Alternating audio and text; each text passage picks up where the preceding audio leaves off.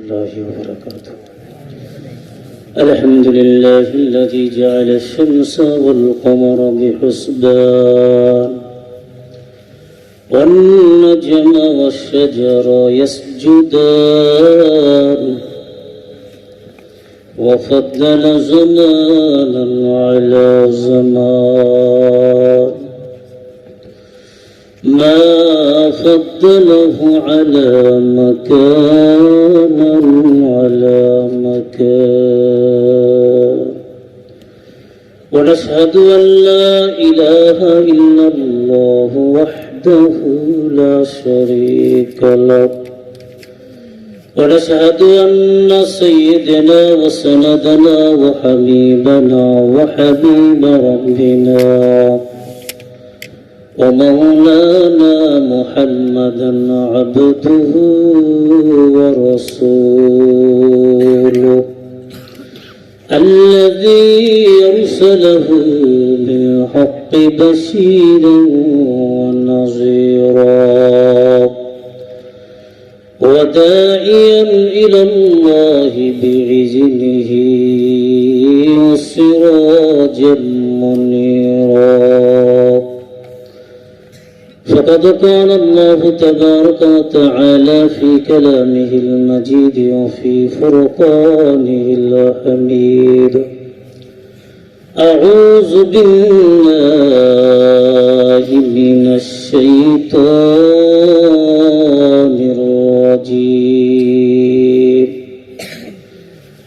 بسم الله الرحمن الرحيم يا أيها الذين آمنوا لا تلهكم أموالكم ولا أولادكم عن ذكر الله ومن يفعل ذلك فأولئك هم الخاسرون. وقال رسول الله صلى الله عليه وسلم قال إذا مررتم برياض الجنة فارتعوا قال ما رياض الجنة. وقال تعالى إن الله وملائكته يصلون على النبي يا أيها الذين آمنوا صلوا عليه وسلموا تسليما. সকলে মুহাম্মদ দরুদ শরীফ পাঠ করি। আল্লাহুম্মা সাল্লি আলা মুহাম্মাদিন ওয়া আলা আলি মুহাম্মাদ كما صليت على إبراهيم وعلى آل إبراهيم إنك حميد مجيد. اللهم بارك على محمد وعلى آل محمد كما باركت على إبراهيم وعلى آل إبراهيم إنك حميد مجيد. ربي زدني علما رب اشرح لي صدري ويسر لي أمري واحلل عقدة من لساني يفقه قولي. سبحانك لا علم لنا إلا ما علمتنا إنك أنت العليم الحكيم. سبحان الله وبحمده سبحان الله العظيم. একটু মুহাব্বত কালেমা পড়ি লা ইলাহা ইল্লাল্লাহ। একটু কাছাকাছি আসি তো ভাই, অনেক জায়গা ফাঁকা আছে, সুন্দর জায়গাতে চলে আসে, একটু কাছে আসে যুবক ভাইরা মুরব্বী বাবাজিরা চলে আসে। হ্যাঁ, অন্তর্স্থল থেকে দিল খুলে মুহাব্বতে কালেমা পড়ি লা ইলাহা। হ্যাঁ, সকলে আসি ভাই, একটু ফাঁকা জায়গাটা পূরণ করি, একটু হরকত করি, কাছে আসি, চলে আসি। লা ইলাহা ইল্লাল্লাহ। অল্প সময় একটু চলে আসেন ভাই। হ্যাঁ, অল্প সময় একটু কথা বলবো, আপনি বিরক্ত করবেন, একটু কাছাকাছি আসেন। লা ইলাহা ইল্লাল্লাহ। গাহে বুলবুল বাগিচারই, ওই নামেতে কি মধুর লা ইলাহা।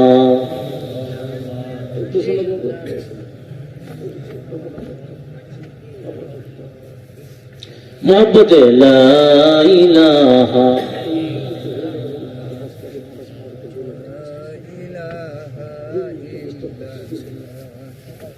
লা ইলাহা ইল্লাল্লাহ।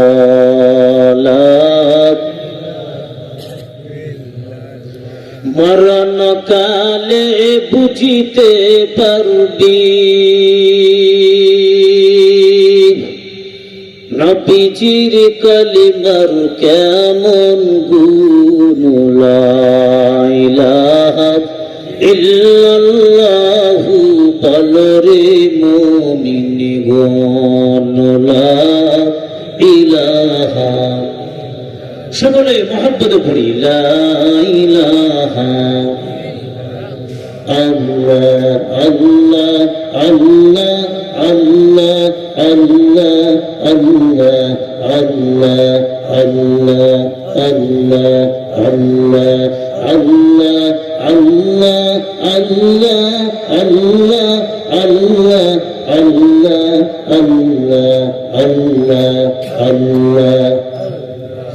লা ইলাহা ইল্লাল্লাহু মুহাম্মাদুর রাসূলুল্লাহ। এটা তো বলে দাও, শুকর সাল্লাল্লাহু আলাইহি।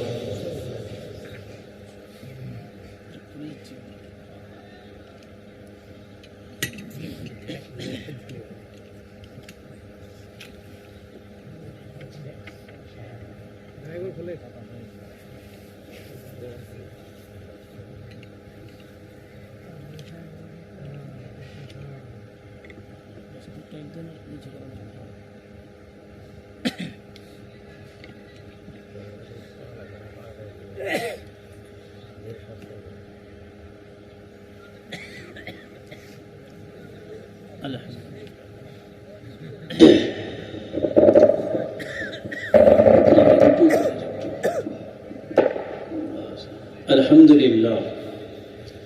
নলবাড়িয়া যুব সমাজের উদ্যোগে শ্রেষ্ঠ অধিবেশনে বিরাট ইসলামী জালসা দোয়ার মাহফিল।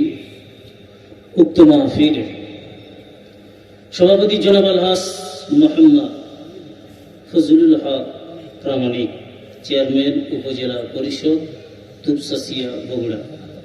সহসভাপতি জনাব আলহাস মোহাম্মদ মেহরুল ইসলাম, চেয়ারম্যান তালোড়া ইউপি পরিষদ। প্রধান অতিথি জনাব আলহাস মোহাম্মদ সিরাজুল ইসলাম সাহেব খান রাজু, দামাত বরকতওয়ালিয়া। সভাপতি আদমদিঘি উপজেলা আওয়ামী লীগ, সাবেক চেয়ারম্যান আদমদিঘি উপজেলা পরিষদ বগুড়া।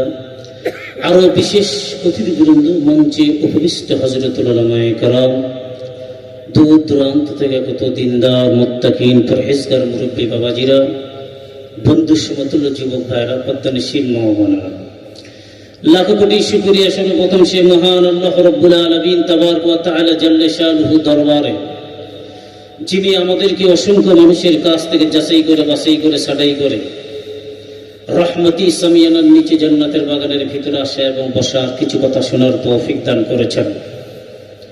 এই জন্য আমরা সকলে দিল থেকে অন্তর স্থল থেকে একবার পাঠ করি আলহামদুলিল্লাহ। লাখ কোটি দুরূদ সালাম বর্ষিত হোক আকাদের ইমানদার তাজেদের মদিনা সৈয়দুল মুরসালিন খাতামুন নবী নূর মুজাসসাম হাবিবুল্লাহ হুজুর পাক, সকলেই পড়ি সাল্লাল্লাহু আলাইহি ওয়াসাল্লাম। সম্মানিত হাজিরিন, প্রিয় দোস্ত বুজুর্গ, যে আল্লাহ পাক আমাদেরকে এখানে আসার এবং বসার শরীর সুস্থ অবস্থায় কিছু কথা শোনার তৌফিক দান করেছেন। আমরা সকলে খুশি না নারাজ? আলহামদুলিল্লাহ, সকলে বলে আলহামদুলিল্লাহ। এখানে আসার তৌফিক দান করেছেন কে? আমরা কিন্তু ইচ্ছে করে এখানে আসতে পারিনি। আল্লাহ পাক সুবহানাহু ওয়া তাআলা আমাদেরকে অত্যন্ত দয়া করে, মায়া করে, ভালোবেসে, নেক নজরে তাকে আমাদেরকে কিন্তু এখানে নিয়ে আসছেন। আমরা এখানে আসতে পেরে আসলে সকলে খুশি না নারাজ? আমরা সবাই খুশি, আলহামদুলিল্লাহ। সকলে বলে আলহামদুলিল্লাহ। কারণ এটা জান্নাতের পরিবেশ, জান্নাতের বাগান। এখানে অনেক মুফতি সাহেব আছেন, এরকম জিকির বলা হয় যেটা জান্নাতের পরিবেশ, জান্নাতের বাগান, দুনিয়ার মধ্যে একটা জান্নাতের অংশ। নিয়ত সহি করে যদি এখানে আমরা বসে কিছু কথাগুলো যদি শুনতে পারি, প্রতিটা কথার বিনিময়ে অসংখ্য সওয়াব আল্লাহ পাক আপনার আমার আমল নামায় দিয়ে দিবে। জোরে কোন সুবহানাল্লাহ। এখানে আমরা আসছি ইখলাস নিয়ে, খলসিয়াত ঠিক রেখে আমলের নিয়তে কথাগুলো আমরা শুনব। আর এই কথাগুলোর উপর আমলের জিন্দেগি তৈরি করে আমল নিয়ে যেন আল্লাহ পাক আমাদেরকে কবরে যাওয়ার তৌফিক দান করে। জোরে বলে আল্লাহুম্মা আমিন। শুধু শুনলেই না, শোনার পর যে আমল করি, আমলের জিন্দেগি যে তৈরি করি, তাহলে আমি হব আল্লাহর কাছে সবচেয়ে বড় দামি একজন ব্যক্তি। আমি ওয়াজ শুনলাম, আমাদের আমল করলাম না, আমার কোনো লাভ নাই, আমার কোনো দাম নাই। আল্লাহ সুবহানাহু ওয়া তাআলার দরবারে ওই ব্যক্তির দাম, যেই ব্যক্তি দুনিয়াতে ইলম শিক্ষা করেছে, তদনুযায়ী আমল করেছে, আমলের জিন্দেগি তৈরি করেছে, মানুষকে ইলম পৌঁছাইছে, দাওয়াত দিয়েছেন। জোরে কোন সুবহানাল্লাহ। তাহলে আমি শুধু নামাজি হব তা না, আরেকজনকে নামাজি মসজিদমুখী বানার একটা ফিকির করতে হবে। কথা বলেন ঠিক কি? আমি শুধু আমলওয়ালা হব, আমলের জিন্দেগি তৈরি করব, কোরআনওয়ালা হব তা না, আরো 10 জনকে কোরআনওয়ালা, এরপরে সেই জন্য দুনিয়ার মুখটা ফিরে আখিরাতওয়ালা জিন্দেগি তৈরি করতে পারে, এই ফিকিরটা প্রত্যেকটা উম্মতের ভিতরে থাকতে হবে। কথা বলেন ঠিক কিনা? আজকে আমাদের ইলমের গরম, টাকার গরম, অহংকার, ইতিপূর্বে যারা যারা যুগে যুগে করে গিয়েছেন তারা সব কবরে শুয়ে আছে, তাদের হাড্ডিগুলো মাটির সঙ্গে মিশে গিয়েছে। কথা বলেন ঠিক কিনা? কিসের দম্ভ, কিসের অহংকার? আপনার আমার কিছুই থাকবে না। যারা অহংকার করলো, আল্লাহর চাদর নিয়ে তারা টানাটানি করলো। এই অহংকারী লোককে কঠিন কিয়ামতের দিনে আল্লাহ সুবহানাহু ওয়া তাআলা হাসরের মাঠে একেবারে ছোট প্রাণী, ক্ষুদ্র, যাকে পিঁপড়া বলা হয়, পিঁপড়ার মতো আল্লাহ পাক বানিয়ে রাখবেন। নাউজুবিল্লাহ। জোরে বলেন। অনেক মানুষের পার নিচে মিশিয়ে যাবে, পিছিয়ে যাবে, অস্তিত্ব শেষ হয়ে যাবে। পুরা হাসরবাসী বলবে এরা কারা, এত ছোট কেন, এটা পিপিলিকার মতো কেন, মানুষ এত ছোট কেন? তো দুনিয়াতে যারা অহংকার করেছে, অহংকার পতনের মূল, এই কথাটা আমরা প্রবাদ বাক্য গ্রাম অঞ্চলে সকলে বলে থাকি। কথা বলেন ঠিক কিনা? অহংকার যে আসলে পতনের মূল, অহংকার যে মানুষকে ধ্বংস করে দেয়, এটা তার প্রমাণ। দুনিয়াতে তো দেখাবে আল্লাহ তাআলা, এরপরে হাসরের মাঠে প্রত্যেকটা লোক জানতে পারবে এটা অহংকারী ব্যক্তি। জোরে কোন নাউজুবিল্লাহ। সম্মানিত ভাইরা আমার, এই জায়গার আসার জন্য আমরা কোনোদিন দরখাস্ত করে নেই। অনেকে মনে করে যাইব, কিন্তু যাইতে পারে না। অনেক টাকাওয়ালা বুদ্ধিজীবী জ্ঞানী গুণী লোক আছে, তারাও মনে করছে আমিও যাব, কিন্তু আল্লাহ যদি কবুল না করে এই লোকটা মাহফিল পর্যন্ত নিজের ক্ষমতার অহংকারী বড়াই নিয়ে পৌঁছতে পারবে না। ঠিক কিনা? জোরে কর। আল্লাহ আপনাকে আমাকে কবুল করেছে এই জান্নাতের বাগানে বসার জন্য। এ মুমিন, একটা বার চিন্তা করে দেখো, যেই জায়গাটার মধ্যে বসা আছি কত দামি এই জায়গা, আগামীকাল এই জায়গার কোন মূল্য থাকবে না, দাম থাকবে না, যতক্ষণ আছে আল্লাহ রাব্বুল আলামিনের কাছে দাম। আমরা বসে আছি আখিরি মুনাজাত রাত পর্যন্ত। আল্লাহ রাসূল বলেন, আসমান থেকে অগণিত রহমত বান্দার মাথার উপর আল্লাহ পৌঁছায় দিবে। আপনি আপনার আমার কত দাম জানেন, কত দাম। আমরা যে বসছি আল্লাহ পাক রহমতের চাদর দিয়ে আমাদেরকে বেষ্টন করছে। আল্লাহু আকবার, জোরে কোন। এ মুমিন, একটা বার তাকিয়ে দেখো, আমরা তো বলতেছি শীত আর শীত। কবরের মধ্যে আপনার মা নাই, বাবা নাই। ওই অন্ধকার মাটির নিচে গ্রামের বাইরে একটা জঙ্গল বা ঝাড়, যে ঝোপ জঙ্গলের মধ্যে শুয়ে আছে। ওখানে কিছুই নাই, একটা লাইটিংয়ের ব্যবস্থা নাই, যেখানে কোনো সাথী নাই, যেখানে কোনো বন্ধু বান্ধবের ব্যবস্থা নাই। ওই জায়গার মধ্যে এই শীত এবং গরম একা একা কেমনে থাকবো, এই চিন্তা ভাবনা করা দরকার আছে না না আছে, জোরে কত দেখলাম, কত মানুষ চলে গেল, দুনিয়ার জিন্দগি ত্যাগ করে চলে গেল বলে এত অহংকার। পোশাক যে দামি দামি পোশাক পরে, সকালে একটা পোশাক, বৈকালে যে আরেকটা পোশাক, মানুষের গায়ের সঙ্গে টাচ করতে মন চায় না, এত অহংকার। রাস্তা দিয়ে চলে, একটু ধুলাবালি যখন গায়ের মধ্যে পড়ে, এমন মুহূর্তের মধ্যে কতবার যে গাটা পরিষ্কার করে নিজের হাত দিয়ে। এইরকম অহংকারী লোকগুলো আছে না না আছে, জোরে চলে গেল।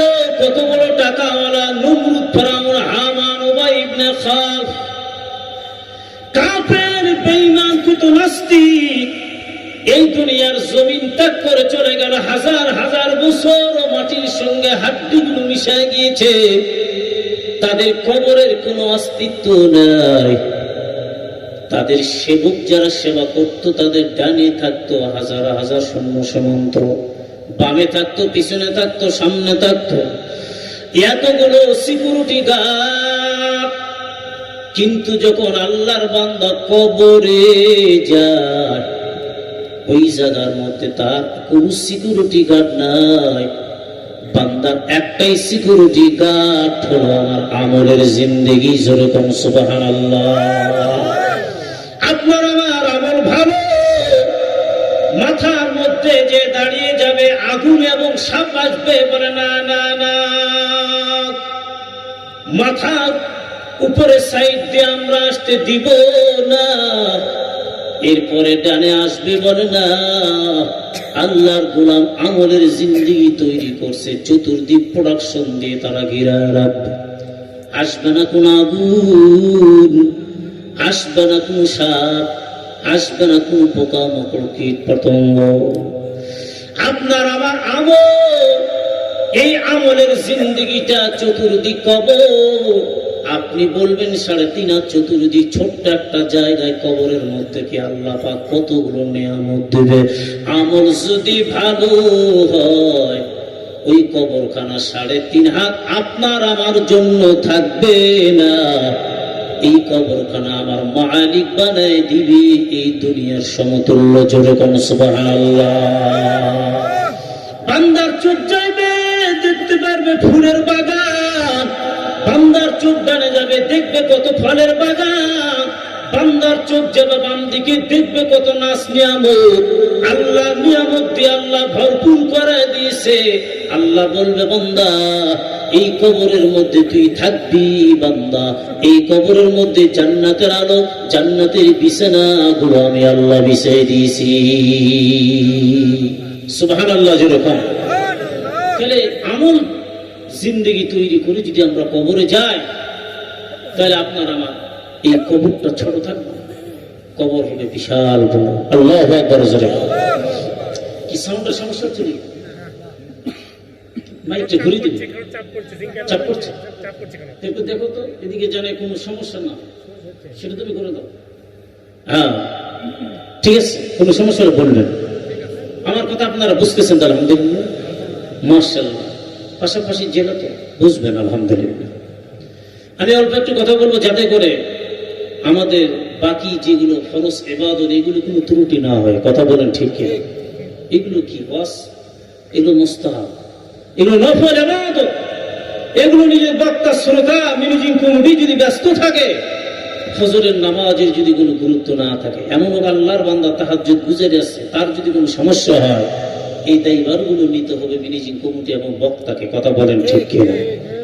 রাত 2:30-1:30 পর্যন্ত ওয়াজ শুনলাম, মগার ফজরের নামাজ পড়লাম না, আমার কোনো মূল্য আল্লাহর কাছে আছে? দাম আছে না? আমি সারা জীবন 100 বছর হায়াত পাওয়ার পরও যদি আমি ওয়াজ না শুনি, কবর আমাকে ধরা কাটা হইবে না, আমাকে প্রশ্ন করা হবে না, কেন তুমি ওয়াজ মাহফিল তাফসীরুল কোরআন ধর্মীয় সভাগুলোতে কেন যাও নাই?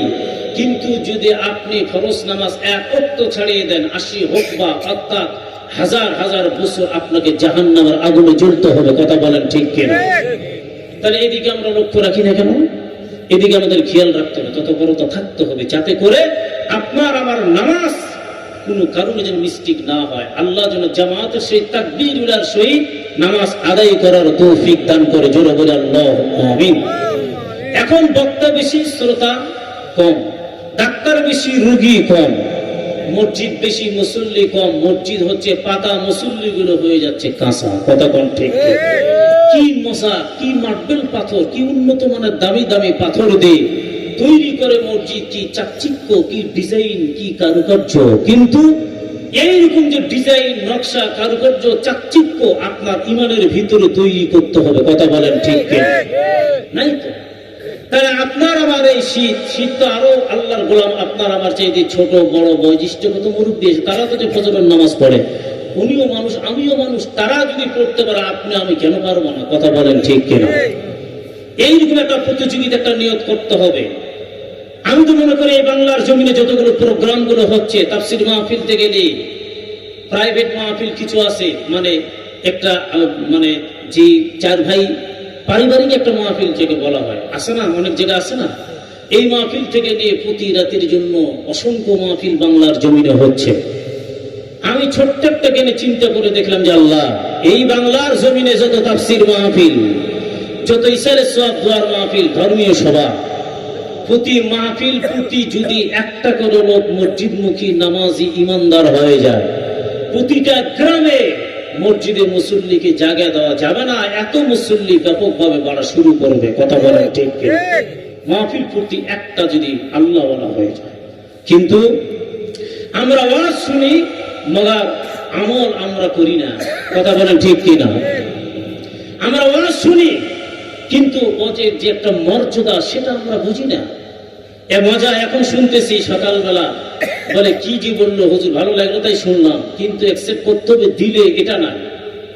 আর ইখলাস নিয়ে যে কথাগুলো শুনে আমল করতে হবে, এই জিনিসটা আজকে আপনার আমার ভিতর থেকে চলে গেছে, কমে গেছে। কথা বলেন ঠিক কিনা? আমাদের বাচ্চা মুরব্বীকে দেখেছি আমরা, তারা কোরআন তেলাওয়াত করতো সকালে বিকেলে সন্ধ্যায়। বাবা কোরআন পড়লে রহমত আল্লাহ এই বাসাতে আসবে।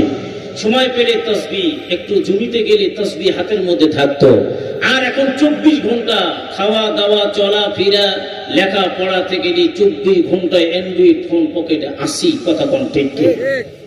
আর দেখবেন এই ফোনটা সব সময় ইউজ করতেছে, রাত 1টা 1:30 2টা বেজে যায়, পার হয়ে যায়, খবর নাই।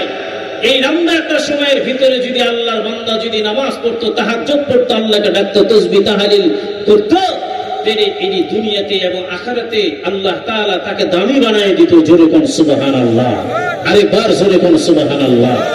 আচ্ছা বলেন, এই আঙ্গুলটার নাম কি? আমরা বলি সাধারণ সিনসা আঙ্গুলটার নাম শাহাদাত, বলি না আমরা? এটা তো আরবি শব্দটার নাম কি? সাক্ষী দাও। কথা বলেন ঠিক কিনা? তাহলে এই আঙ্গুল যখন সাক্ষী দাও, এই আঙ্গুল দিয়ে সাধারণত আমরা রাস্তা দেখে দিই, ভাই এদিক দিয়ে যান, আপনি রাস্তা ভুল করেছেন, লোকেশন ভুল, আমরা দেখে দিই আঙ্গুল দিয়ে। কথা বলেন ঠিক কিনা?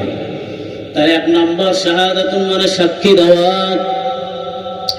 এ মুমিন, আঙ্গুল যে আঙ্গুল দিয়ে আমরা ব্যবহার করলাম অ্যান্ড্রয়েড ফোন, এই আঙ্গুল দিয়ে সবসময়ের জন্য টাচ ফোন, এই যে টাচ করলাম, এরপরে ঘন্টার পর ঘন্টা গুনাহ করতে করতে গুনার সাগরের মধ্যে হাবুডুবু খাইলাম।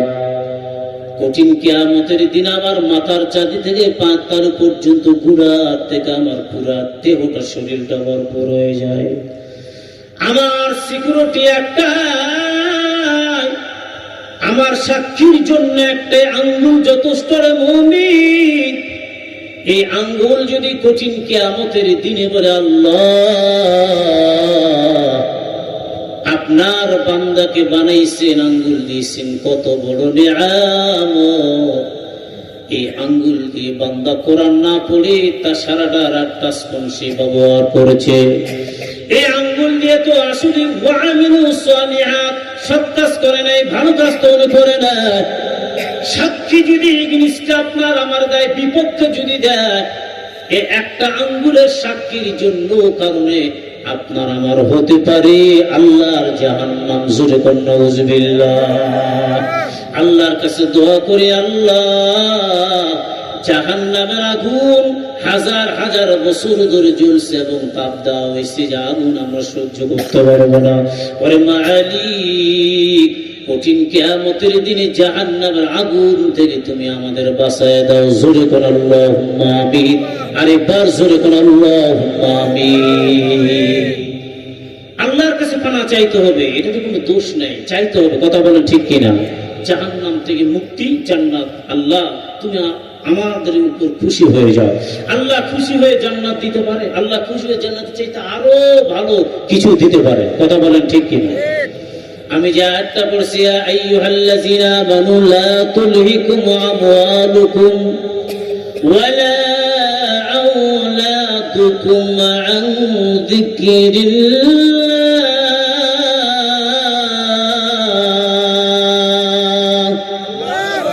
ওয়া মান ইয়াফআল যালিকা ফাউলাইকা হুমুল খাসিরুন।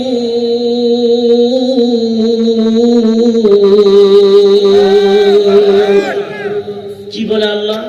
হে মুমিনগণ, তোমাদের ধন সম্পদ, সন্তান সন্তান আল্লাহর ডাক থেকে, স্মরণ থেকে বিমুখ যেন না হয়। যারা এই কারণে বিমুখ হয়ে যাবে তারা নিশ্চয়ই ক্ষতিগ্রস্ত। জোরে কোন নাউযুবিল্লাহ। এখন আসেন, আমাদের ফ্যামিলি, আমাদের পরিবার, আমাদের সন্তানগুলো কোন দিকে চলছে, এটা পিতামাতার দায়িত্ব আছে না? না আছে? জোরে কোন। আমরা এই সন্তানটাকে লালন পালন যখন করি, এই সন্তানের বয়স 16 বছর, 20 বছর, এখন তো লাগাম ছাড়া চলতেছে। এখন আপনি হুজুরের কাছে দোয়া নিয়ে কি করবেন? দোয়া কবুল হবে? এখন আপনি কান্না করে কি করবেন? নামাজে দোয়া করতেছেন, আমাদের সন্তানটা বাধ্যগত আমার সৈনিক বানায় দেন, আমার সন্তান আমার বাধ্যগত বানায় দেন, পিতামাতার বাধ্যগত বানায় দেন। আল্লাহ বলে, এর যে ভিত, শুরুতে যে ভিতটা তুমি তো নষ্ট করে দিয়েছো। এই সন্তানটা প্রথম থেকে যখন তার ডাক ফুটে গেল, তখন যদি তার মুখ থেকে আল্লাহর শব্দটা বের হয়ে যেত, আল্লাহ, আল্লাহর ডাক, প্রথম থেকে সন্তানটাকে ছোট থেকে যখন মসজিদে আপনি আমি নিয়ে যাব, মসজিদ ছিনাই দেন, নামাজ কিভাবে পড়তে হয় অন্তত সে দেখলো, জানলো, এটা অ্যাকসেপ্ট হয়ে যাবে। ঈদের নামাজে যখন যাবে, পকেটে কিছু টাকা দিলে সে যখন দান করা শিখবে। এই সন্তানটাকে তো ইসলামী পরিবেশে গড়ে উঠাইবেন। এই বাবু মুরব্বিকে সালাম দাও, এটা তোমার চাচা, এটা তোমার দাদা, এটা তোমার আঙ্কেল। এই সন্তানটাকে বাবা হাত ধরে পুরাটাই দ্বীনি শিক্ষা, ইসলামী শিক্ষা। আপনি জেনারেল ডিপার্টমেন্টে দেন, সমস্যা নেই। সালাম তো আর মাদ্রাসার জেনারেল ডিপার্টমেন্টে দিয়ে নেই। কথা বলেন ঠিক কিনা? কোরআন তেলাওয়াত মাদ্রাসা পড়লেই হবে না, আপনি স্কুলে পড়লে কোরআন সহি হবে না, এটা আপনাকে কে বলেছে? এই বাংলাদেশে অসংখ্য জেনারেল শিক্ষিত লোক সুন্দরভাবে বিশুদ্ধভাবে কোরআন শরীফ তেলাওয়াত করতে পারে। আল্লাহু আকবার। ইচ্ছা করলে উপায় হয়, কেন পাবে না? এই পিতা যখন সন্তানটাকে গড়ে উঠাইবে, বাবা মা আদর কদর স্নেহ কেমন করে করতে হয়। ভালো ভালো বক্তা আপনার গ্রামে আসবে, এলাকাতে আসবে, অনেক জামিল মাদ্রাসা বড় বড় হুজুরেরা আছে, দেখা হবে, নিয়ে যাবেন, বলে হুজুর মাথায় হাত দিয়ে একটু বাচ্চাটাকে একটু দোয়া করে দেবেন, নিয়ে যাবেন। এইভাবে এই সন্তানটার মাথার মধ্যে আল্লাহর রহমত নাজির হবে, পিতামাতার বাধ্যগত হবে, আখলাক ওয়ালা জিন্দেগি তৈরি করবে, আখলাক ওয়ালা সন্তান হয়ে গড়ে উঠবে। জোরে বলেন কথা ঠিক না ঠিক? আরেকবার বলেন কথা ঠিক না ঠিক? আপনি দিচ্ছেন মোবাইল, ঠিক আছে মোবাইল দেন। আমি মোবাইল যে দিচ্ছেন এর ইংলিশটা কথা বলবো না, আপনি দেন। আমি বলি, আমার কথা বলি, আমি আমার ছেলেকে মোবাইল দিয়েছি, আমার মেয়েকে আমি মোবাইল দিয়েছি। 24 ঘন্টা দরজা খোলা থাকবে, আমি যেই কোন মতো রাত 12টা 1টার সময় ঢুকবো, দরজা এইদিকে, মাথা থাকবে তোমার এইদিকে, মোবাইল থাকবে এইদিকে, যে কোনো মুহূর্তে আমি অডিট করব, আমি ঢুকে যাবো, দেখতে পারবো আমার ছেলেটা কি আসলে ইসলামী কোন জ্ঞান মোবাইল সে অর্জন করতেছে, নাকি কোনো ভিন্ন কোনো অন্য কোনো উপায়ে সে নাস্তিক অথবা সে গুনার দিকে ধাবিত হচ্ছে। অন্তত পিতার এটা দায়িত্ব। কথা বলেন ঠিক কিনা? চালাক দেখি আপনার সন্তান কিভাবে চালায়, রাত 10টা বেজে বাসায় আসে না কেন? এই সন্তানটা কোথায় যায়? তাকে বলবেন মাগরিব যেন আমি দেখি মসজিদে, আমি দেখবো ইমাম সাহেবের খবর নেবো তুমি পড়েছো কিনা, এসা দেখবো এসার নামাজ পড়ে বাসায় ঢুকতো। তুমি পড়বা বাসায়, লেখাপড়া তুমি করো, তুমি ঘুমাইবা মোবাইলে দেখবা, ভালো ভালো বিভিন্ন রকমের কোরআন হাদিসের প্রশ্ন উত্তর জিনিসগুলো তাফসীরগুলো জানার বিষয় আছে। বুখারী তিরমিজি আবু দাউদ ইবনে মাজাহ বিভিন্ন কিতাবগুলো আছে, সেই গবেষণা করতে পারে। কথা বলেন ঠিক কিনা? মোবাইল খারাপ না, চাকু খারাপ না। এই চাকুটা যদি সন্ত্রাসের হাতে দেন, তাহলে ওই সন্ত্রাস কি করবে? আপনাকে আমাকে জবাই করে ছিনতাই করে টাকা পয়সা নেবেন। একই চাকুটা আবার পরিষ্কার পরিচ্ছন্নতা করে যদি ক্লিনিকের ডাক্তারের কাছে দাও, ওই চাকুটা দিয়ে ওই রোগীর প্রাণ বাঁচাইবে। কথা বলেন ঠিক কিনা? তাহলে চাকুর কোনো অপরাধ নাই, টিভির কোনো অপরাধ নাই, মোবাইলের কোনো অপরাধ নাই, যিনি চালাবে চালানা ওয়ালা এনার হলো অপরাধ। কথা বলেন ঠিক কিনা? মোবাইলে কে বলছে? ভালো ভালো অনেক কিছু আছে, টিভি দেখে ভালো মাদানী চ্যানেল আছে, 24 ঘন্টায় ক্রাত হয়, মস্ত হয়, প্রশ্ন উত্তর হয়, এগুলো আপনি দেখতে পারবেন। কিন্তু আসলে বিষয়টা হলো ওই দিকে আমরা যাচ্ছি না, আমরা চলে যাচ্ছি ব্যতিক্রম একটা পথ অবলম্বন করে। কথা বলেন ঠিক কিনা? কি আপনারা মন খারাপ করতেছেন? জোরে বলে করতেছেন না? আমি চাই, আমি একজন মুসলমান, আপনার এলাকার বাংলাদেশের মানুষ, এলাকার মানুষ, আমি চাই আমি নিজে বাঁচি, এরপরে অন্য ভাই ব্রাদার চাচা যারা আছে তারা যেন তাদের সন্তানকে নিয়ে যেন জাহান্নামের আগুন থেকে এবং বাসা বিদেশি ইসলামী যে বাদ দিয়ে বিদেশি যে কৃষ্টি কালচার গুলো প্রত্যেকটা বাসার মধ্যে ভরপুর হয়েছে, এরা যাবে বিদেশি এই কুসংস্কার থেকে তারা যেন রক্ষা পায়। চলে বলেন কথা ঠিক না ঠিক? ভরে গেছে পুরা বাসার মধ্যে বিদেশির কৃষ্টি কালচার দিয়ে আমাদেরকে, আমরা ইসলাম মানি না, নবীকে মানি না, সুন্নাত বুঝি না, কে কি বললো, কোন নায়ক নায়িকা কোন পোশাক করলো, কি করলো না করলো, মাথার চুলের কোন ডিজাইনে কি করলো, এগুলো নিয়ে আমরা ব্যস্ত হয়ে গেলাম। কথা বলেন ঠিক কিনা? কথা বলেন ঠিক কিনা? সম্মানিত ভাইরা আমার, এবার আসেন একটু সামনের দিকে চলে। এই সন্তানটা আপনার জন্য জাহান্নাম, সন্তান আপনার জন্য জান্নাত। এ মুমিন, আপনি এখানে কেন আসছেন? যদি বলি কেন আসছেন, আপনি তো প্রশ্ন করবেন আমি আসছি ওয়াজ শোনার জন্য। ঠান্ডা আসছি একটাই কারণ, বলে কথাগুলো শুনবো, আমল করবো, মুনাজাত করবো। আমার মা নেই, বাবা নেই, দাদা দাদি নাই, কবরের মধ্যে চলে গেছে, তারা এতিম। আমাদের হাতের দিকে তাকাছে, তাদের জন্য আমি একটু দোয়া করবো। কথা বল ঠিক কিনা? কেউ তো বলবেন না না হুজুর এমনি আসছি, ঘুরতে ঘুরতে এমনি মন চাইলে আসলাম না, উদ্দেশ্য আছে কিনা? আছে, জোরে কোন? এই সন্তান তৈরি করা উদ্দেশ্য। কেউ বলতেছে সন্তানকে ইঞ্জিনিয়ার বানাইবো, কেউ বলে ডাক্তার, কেউ বলে ম্যাজিস্ট্রেট বানাইবো, কেউ বলে বিসিএস ক্যাডার, আবার কেউ বলে না না না হাফেজ বানাইবো, আলেম বানাইবো, মুফতি বানাইবো। কঠিন কিয়ামতের দিনে সন্তান হাসরের মাঠে দণ্ডায়মান হবে। এরপরে ফেরেশতারা বলবে তাদের সামনে যেন আমি একটা কথা বলতে পারি, আল্লাহ আমার টাকা নেই, বাড়ি নেই, গাড়ি নেই, লিমপুরাসিং কারখানা আমি মালিক না, একটা সন্তান বানাইছি হাফেজ, একটা সন্তান বানাইছি আমি আলেম। কঠিন কিয়ামতের দিনে যেন আল্লাহ আলেমের কাতারে আমারে যেন দণ্ডায়মান করায় দেন। জোরে কোন মারহাবা। আমি একজন হক্কানি আলেমের বাবা, আমি একজন আলেমের পিতা, আমার স্ত্রী হবে তার মাতা। এরপর পীর জানেনা বিশ্বের সবচেয়ে বড় ধনী যারা চলে গেছে কবরে, ইতিপূর্বে যারা ছিল এখনো যারা আছে, এরাও তো দুনিয়ার থেকে একদিন না একদিন চলে যাবে। যেরকম ঠিক কেনা? ফরিদপুরের মুসা বিন শামসির বলে কত ধনী, বলে কোটি টাকার উপরে একটা ঘড়ির দাম, একটা কলম ব্যবহার করে কোটি টাকার উপরে, একটা আংটি ব্যবহার করে লক্ষ লক্ষ টাকা একটা আংটির দাম। বাংলাদেশের সাধারণ পানির কোনো তার গোসল নাই, গোলাপ ফুলের ফ্রান্সের নির্যাস পানির গোসল সে করে প্রতিদিনের জন্য। এত সুন্দর একটা শার্ট বানাইছে, বলে এত টাকা দিয়ে শার্ট বানাইছো, স্বর্ণ দিয়ে মোড়ানো শার্ট, বলে এটা আমার শখের শার্ট। এই যে দেখো তার আসবাবপত্র, এরপরে চেয়ার, এরপরে কলম, এরপরে আংটি, এরপরে ঘড়ি, এত টাকা সুন্দর করে বানাইছে, টাকার কোনো অভাব নাই। ওরে আল্লাহর গোলাম, এবার বলো তো দেখি, আল্লাহর গোলাম তো মন একবার আসবি, কবরে যাইতে হবে, ঠিক কিনা? জোরে কোন? চলে গেল নমরুদ, কারণ ফেরাউন, হামান, অনুরোধ যাইবে, যাইবে না?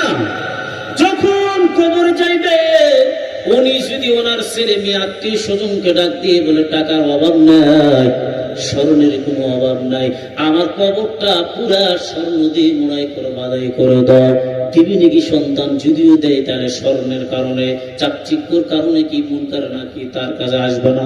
এরকম হবে নাকি বলেন? না, কখনো না হবে। মুনকার নাকি বলবে যে এত একটা ধনী ব্যক্তি, এত টাকার মালিক, সে যখন কবরে আসছে যে তার জন্য সওয়াল জটিল প্রশ্ন করে দিই, করবে নাকি বাবা? করবে না। তাহলে দেখা গেল উনি যদি বলে না না না, বাংলাদেশের সবচাইতে বড় ধনী, সকলের পোশাক হবে 3 টুকরা সাদা, আমার পোশাক হবে ব্যতিক্রম, বলে না আমি একটা এমন পোশাক পরব যে পোশাক হবে রেশমি রঙিন এবং পোশাক হবে স্বর্ণ দিয়ে বাদাই করা। যদি বাদাই করে দেয় এরপরে কাপড়ের কারণে কবরে আযাব থেকে আল্লাহর গোলাম পরিত্রাণ পাবে না। কথা কোন ঠিক কিনা? চলে গেল কবরের মধ্যে, দ্বিতীয় নম্বর না, কবরের মধ্যে চলে গেল কি আছে বলে এত সুন্দর বাড়ি, প্রতিদিনের জন্য লোকজন ভিড় জমায়, সাংবাদিক যায় বলে বাড়িটা দেখার জন্য, এত চমৎকার শখের বাড়ি তৈরি করছে। এই বাড়ি নিয়ে কবরে তো উনি গেলেন না, টাকা নিয়ে গেল না, ছেলে মেয়ে কেউ গেল না, কত বন্ধু বান্ধবের কোনো অভাব নাই, 2 জন মেয়ে 24 ঘন্টা তার সেবা করার জন্য থাকে বলে তারাও তো কেটে পড়েছে, কেউ নাই। শেরাটন হোটেলের মধ্যে লক্ষ লক্ষ টাকা তার জন্মদিনে বিল হয়ে যায়। এর আল্লাহর গোলাম, কঠিন কিয়ামতের দিন এই ভদ্র লোকটা এত টাকার মালিক, এত সম্মান, বলো তো দেখি ওই লোকটা পিঁপড়া, আগে যেমন বললাম পিঁপড়া, একেবারে ছোট্ট একটা সর্বনিম্ন স্তরের পিঁপড়া প্রাণী, এইরকম পিঁপড়া প্রাণীর মতো দাঁড়াইবে হাসরের কোটি কোটি মানুষের সামনে। জোরে কোন আল্লাহু আকবার। কেন করে? অহংকার পতনের মূল ধ্বংস করে দিয়েছে আল্লাহ, দুনিয়া এবং আখিরাত জানাই দিয়েছে। এমন মুহূর্তের মধ্যে কানতে কানতে জাহান্নামের আসামি হয়ে যাবে। কত টাকার মালিক হাসরের মাঠে কান্না করবে, আল্লাহ আমার গাড়ি ড্রাইভারের বেতন দিতাম, আমার কথা মতো চলতো, এত টাকা রাতে অন্ধকারে ডাকানোর পর লোকগুলো সে হাজির হয়ে যেত, লোকের কোনো অভাব নাই, বন্ধুর কোনো অভাব নাই। আমি দেখতেছি আমার গাড়ির ড্রাইভার সবচেয়ে নিম্ন স্তরে যে ড্রাইভার, তো দেখে আমার চোখের সামনে জান্নাতে চলে গেল। আমার গ্রামের ভাঙ্গা একটা বাসা, গরিব মানুষ যিনি ভ্যান চালাইতো, আমার চোখের সামনে ওই লোকটা চলে গেল আল্লাহর জান্নাতের মেহমান। জোরে কোন সুবহানাল্লাহ। এর মুমিন, টাকা পয়সা গাড়ি বাড়ি ভোগ বিলাসী আল্লাহর কাছে কোনো দাম নাই, ঠিক না বে ঠিক? জোরে কোন। দাম হলো তাকওয়া, দাম হলো আপনার নামাজ, দাম হলো আপনার ঈমান। ঈমান আর তাকওয়া যদি বান্দার ঠিক থাকে, এই ঈমান তাকওয়া ওয়ালা জিন্দেগি নিয়ে আল্লাহর গোলাম, আল্লাহর জান্নাতের মেহমান। জোরে কোন সুবহানাল্লাহ। ইয়া আইয়ুহাল্লাযীনা আমানু তাকুল্লাহ হাক্কা তুকাতিহি ওয়া লা তামুতুন্না ইল্লা ওয়া আনতুম মুসলিমুন।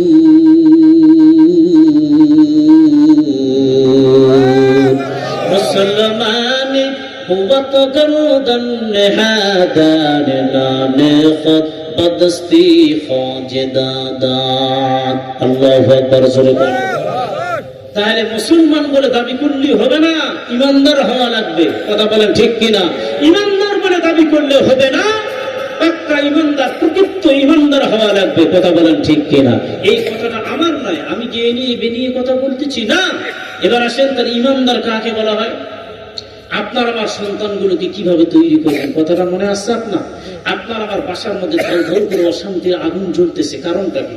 আপনার ছেলে কথা শোনে না, মেয়ে কথা শোনে না, কারণটা কি? পিতামাতার অবাধ্য, যেখানে যাই সেখানে অসংখ্য লোক বলে হুজুর দোয়া করেন, কেন? ফ্যামিলিরই অশান্তি, কারণ তো মেয়ে একদিক ছেলে আরেক দিক, কথা শোনে না। এখন কি হয়, একটা কুমার যারা আছে, কুমার বা পাল, আপনার এলাকায় আছে নাকি হিন্দু সম্প্রদায় কলস তৈরি করে? এই যে আপনার বগুড়ার দই খুব ভালো ঐতিহ্যবাহী একটা বগুড়া জেলা, খুব নাম করা জেলা, নাটোরের কাঁচাগোল্লা আর বগুড়ার দই। কথা বলেন ঠিক কিনা? তো এই যে সারাই বলে না কি বলে গেলে দইয়ের যে পাতিগুলো তৈরি সরা, তৈরি করা হয়, এগুলো কাঁচা মাটি দিয়ে কুমারেরা তৈরি করে। আচ্ছা, শুকনো মাটি দেওয়ার বাপের কোনো ক্ষমতা আছে? একটা তৈরি করে দেখাতে পারবো না। একটা ওই বাঁশ আছে না, বাঁশের যে কুমসি বলেন, যে চিকুন চিকুন, এগুলো কি বলেন? কুমসি। এই কাঁচা কুমসি একটু হারায় দেন, 5 দিন 7 দিন 8 দিন পর হারিয়ে যাবে। একটা পাকা পুরো কুঞ্চিটাকে যদি আস্তে করে টান দিয়ে হালান, পট্ট করে মাঝখানে ভেঙে যাবে। কথা বলেন ঠিক কিনা? কারণ কি? দেখবেন সে উপযুক্ত বয়স হয়ে গেছে, যার কারণে আপনার বাধ্যগত সৈনিক না, আপনার কথা সে অ্যাকসেপ্ট করতে ভালো লাগে না। সন্তান এখন আপনার ধৈর্যের বাহিরে চলে গেছে, আপনার ওভারটেক করে চলে গেছে। এখন আর ধর্মের কাহিনী সন্তান শুনতে চায় না। কথা বলেন ঠিক কিনা? এই সন্তানটা ছোট থেকে কাঁচা মাটির মতো, যেদিকে হারাবেন, যেভাবে বানাইবেন, আপনার সন্তান ওইভাবেই চলতো। ঠিক তার মেধাটা, ব্রেনটা একটা কম্পিউটার সিস্টেম হয়ে যায়। কথা বলেন ঠিক কিনা? আল্লাহ কি বললেন? ইন্নাল্লাযীনা আমানু ওয়া আমিলুস সালিহাত কানাত লাহুম জান্নাতুল ফিরদাউসি নুজুলা।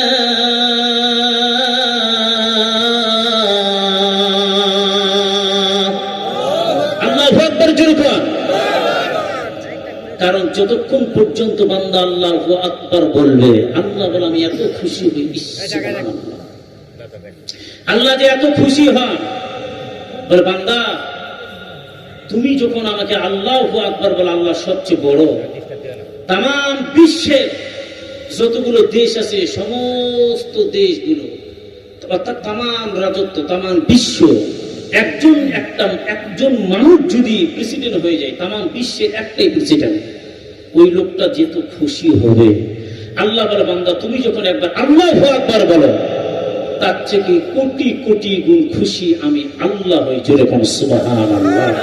এত আল্লাহ খুশি হয় বান্দা যখন আল্লাহু আকবার বলে।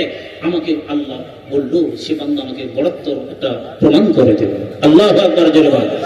আর ফেদারাত خوف حق درد المدار جنة المعواد حتورا مقام الله أكبر زرقان। তাহলে এখানে ইন্না কোরআনে নিশ্চয় ইন্না ব্যবহার করা হয়, ইন্না নিশ্চয় ঈমান আনার পরে আমলে সলে করে যারা কবরে আসবে, ভাই ও বগুড়ার ভাই জানা না, وعملوا الصالحات كانت لهم جنات الفردوس نزلا। আল্লাহ বলে ঈমান আনার পরে আমলে সলে করে বান্দা যখন কবরে যায়, ওই কবরটা আমার আল্লাহ জান্নাতুল ফেরদাউস দিয়ে ভরপুর করায় দিবে। সুবহানাল্লাহ যেরকম। তাহলে অতি সহজের মধ্যে আমরা বুঝলাম ঈমান আর আমল ঠিক করতে হবে, কিন্তু না, আমাদের দেশে অনেক লোক আছে বলে নামাজ না পড়লি কি হবে, আমার ঈমান তো মগার ঠিক আছে, বলে না, না বলে নামাজ পড়ে খাদ্যের মধ্যে ভেজাল দেওয়া লোকের কোনো অভাব নাই, মুসল্লির কোনো অভাব নাই। ঠিক না বেঠিক? জোরে কর। নামাজ পড়ে জুতা নতুন যদি পায়, চুরি করতে অভাবের লোক নাই। এরপরে নতুন জুতা পায়ের মধ্যে দিয়ে দেখা যদি পান, বলে না ভুল হয়ে গেছে, প্লিজ মাফ করে দাও। আর যদি দেখতে না পায়, সুন্দর করে পরে বাড়ির মধ্যে চলে গেল, বলে আর 3 বছর জুতা কিনা লাগবে না, দামি জুতা। কথা বল ঠিক কিনা? ফাঁকি দিলাম মুসল্লিকে, নামাজ পড়লাম, এটা কেমন ঈমান? আমি নামাজ পড়লাম, জুতা চুরি করলাম, নামাজ পড়লাম, আমার ছাগল দিয়ে অন্যের ফসলটা নষ্ট করে ইচ্ছা খাওয়াই দিলাম। এটা হুকুকুল্লাহ, হুকুকুল ইবাদ। একটা বান্দার হক আর একটা হইছে আল্লাহর হক। যেরকম ঠিক কিনা? আল্লাহর হক আপনি নষ্ট করলেন, আল্লাহ বলে আমি মাফ করে দিতে পারি, এটা আল্লাহর ইখতিয়ার। আল্লাহু আকবার। যেরকম 100 বছর হায়াত পাইলাম, আল্লাহর ডাকলাম না, নামাজ পড়লাম না, আল্লাহ বলে আমার দয়া অনুগ্রহ, আমি তোর মাফ করলাম, যা। কিন্তু বান্দার হক 1 টাকা যদি হয়, এই 1 টাকা যদি দুনিয়ার জমিনের মধ্যে তুমি না দাও, ওই টাকাটা বাড়াইতে বাড়াইতে কঠিন কিয়ামতের দিনে তুমি জাহান্নামের আসামি হয়ে যাইবা। এবার তোমার সব সওয়াবগুলো করে দিবা, ওর গুনাহগুলো তুমি নিবা। এরপরে যদি না হয় বান্দা, তোমার গায়ের মাংসগুলো কেটে কেটে বান্দাকে তুমি কঠিন কিয়ামতে বুঝায় দিবা। যতক্ষণ পর্যন্ত তুমি বান্দার ঋণ পরিশোধ না করবা, তুমি যদি জান্নাতের টিকিট পাও আল্লাহর জান্নাতের মেহমান হতে পারবা না। জোরে কোন কথা ঠিক না ঠিক? তাইলে ঈমান আনার পরে আমল সরা করতে হবে আমাদের। কেমন ঈমান? এবার বের শিরক মুক্ত ঈমান এক। দ্বিতীয় নম্বর বেদাত মুক্ত আমল নিয়ে যখন আমরা কবরের মধ্যে যাইব, এই দুইটা জিনিস যখন আমাদের ঠিক থাকবে রে ভাই, আমার মালিক বলে ওই বান্দা হাসতে হাসতে আল্লাহর জান্নাতের মেহমান। জোরে কোন সুবহানাল্লাহ। এবার আপনার সন্তানের নাম রাখলেন ভালো, নামের ওসিলায় বাবা মা পাবে জান্নাত। আল্লাহু আকবার, জোরে কোন। এমন নাম তো আমরা রাখবো, কিন্তু এই যে আমাদের নাম যে আমরা রাখি, আপেল আঙ্গুর বেদানা নাসা কোদনা পড়ে গিয়ে ওঠে না, এগুলো নাম আছে না? না আছে। আগুন পানি পাতা স্ক্রুব নাট বল্টু হালুয়া টাইপ বিভিন্ন রকমের নাম সন্তানের রাখি। কথা বলেন ঠিক কিনা? ইসলামী নাম গুলো যদি আমরা রাখতে পারি, আর এই সুন্দর নামের অর্থটা যদি আমরা বুঝতে পারি, এই নামের ওসিলার মাধ্যম দিয়ে আল্লাহ তাআলা আপনাকে আমাকে দিবেন জান্নাত। জোরে বলুন সুবহানাল্লাহ। একটা আমলিয়াত সন্তান তৈরি করে গেলেন, আমল নিয়ে যে সে সন্তান থাকতে পারে, আপনি মৃত্যুর পরে সন্তান